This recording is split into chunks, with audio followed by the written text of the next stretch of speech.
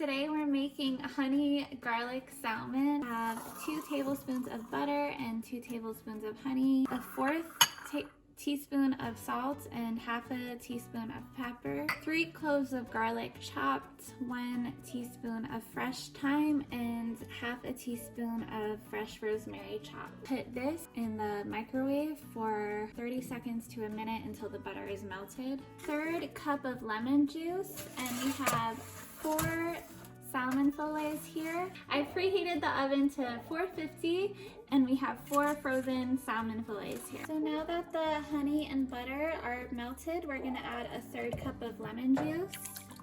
Gonna add the herbs and garlic and the salt and pepper. We're gonna mix it up.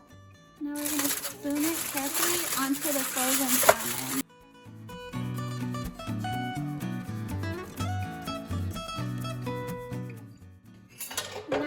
Put it in the oven at 450 for about 40 minutes or until the salmon is about 160.